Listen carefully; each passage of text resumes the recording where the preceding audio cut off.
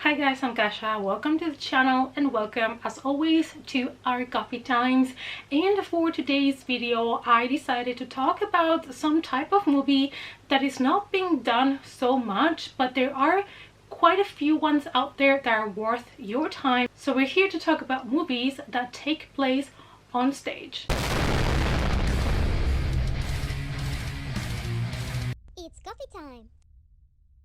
Movies that take place on stage, on theaters, are not so common. You can find a lot more movies perhaps that are in cinemas, which is another idea for a video that I have, so that one will be also coming soon.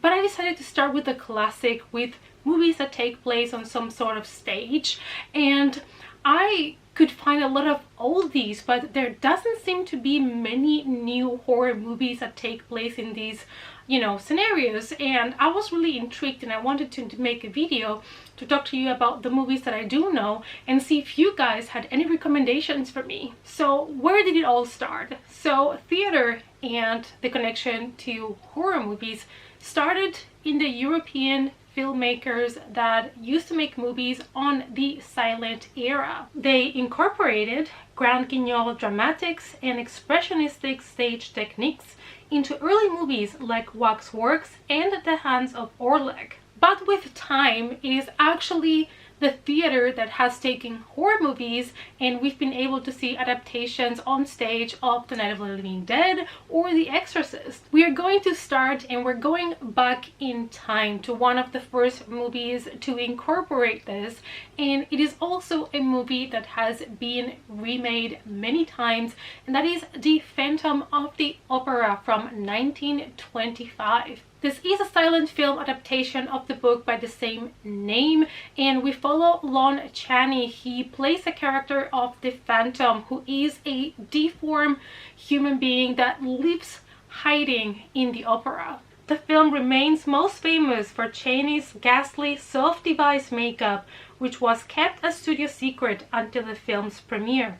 In this silent horror classic, we follow the character of Christine. She is an opera singer, and she has an admirer that wants to help her no matter what to become a lead performer. This masked admirer is Eric, also known as the Phantom of the Opera, and he hides his face behind the mask because he is deformed, and he lives in the basically under the Opera of Paris, and his passion for Christine, his obsession, is going to go too far. Now, this movie did inspire musicals and other movies. This movie has been remade several times, but if you've never watched the original, it is a silent movie, but I do encourage you to check it out. Now we're moving to a British movie with Christopher Lee. We have Theatre of Death, also known as Blood Find, from 1967. Christopher Lee plays the main role of Lee. He is the director and owner of a theater that uses guignol to make their plays,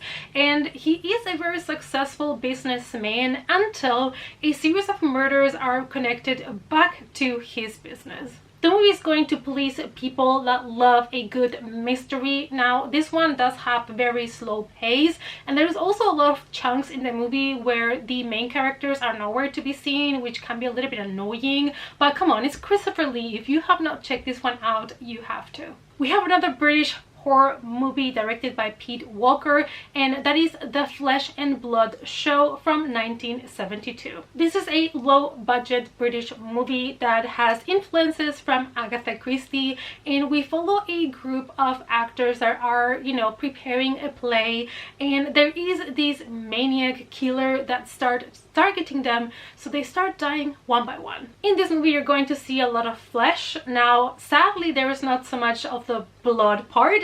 I don't know if it was because of fear of censorship back in the day, but there is not much like blood and gore on camera, so this might be something that bothers some horror fans. What I loved about this movie is that it does include a lot of the things that would become later tropes on the slasher genre, and we also get to see the POV of the murderer targeting young women. We have yet another British, in this case, comedy horror movie, and we have have here one of the greatest ones, Vincent Price as well. It is a Theater of Blood from 1973. Vincent Price plays the main character of Edward, who after the critics dismiss his art on stage will attempt suicide, but he will fail and he will be rescued by a group of drug addicts. And then he will set out to target all of those critics that came for him, and the deaths will resemble the Shakespeare play that he was preparing. It is a nice and gory movie, and it is Vincent Price. It is not only gory, but it is entertaining, it is imaginative, and it has a good cast and a good script. So what are you waiting for? Now we are moving to an Australian horror slasher called Nightmares, also known as Stage Fright, from 1980. The film follows a young woman that is traumatized after losing her mom in a car crash and thinking that maybe she had something to do with it.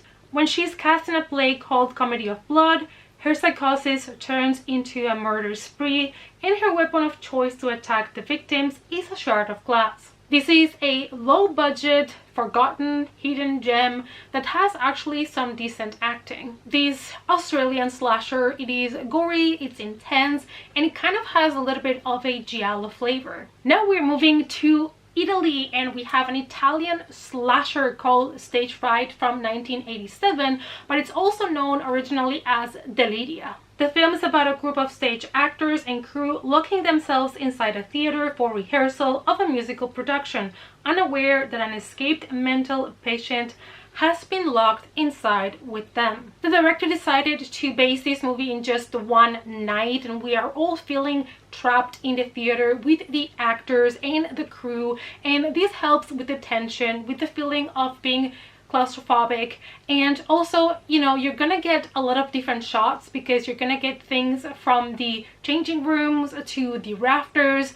There is a lot of, you know, Italian flavor in this movie. I think if you love the older Italian slashers and you have not seen this one yet, you have to. It was actually his first like full-length movie, and you have to admit that the camera work here is pretty good, and also it offers a really nice score.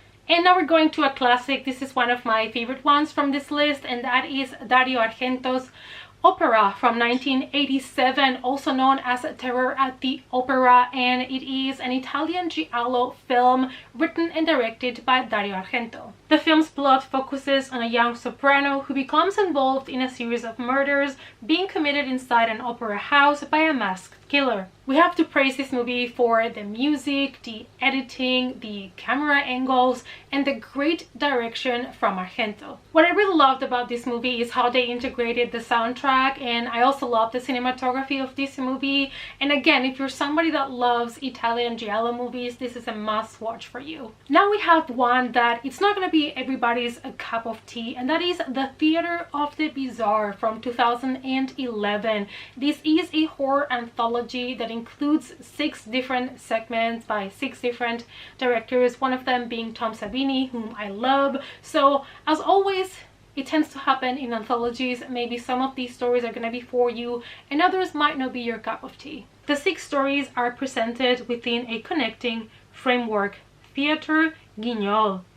Enola is intrigued by an abandoned theater in her neighborhood. So one night she decides to go in because she sees that the door is unlocked, and she finds this puppet, puppet that is in the Theater Guignol, and it starts to tell her all of these 6 different stories. Like I've mentioned before, of course, with anthology, some stories might be for you and some others might not really be what you're looking for, but overall it was fun, dark, and gory. And the last one is a Canadian horror comedy slasher musical called Stage Fright from 2014 in the director's directorial debut. In 2004, Broadway diva Kylie Swanson opened the musical The Haunting of the Opera to a packed audience. But that same night, she is killed backstage by a killer that is wearing the mask of the villain in the play that she's in, the Opera Ghost. 10 years later, her own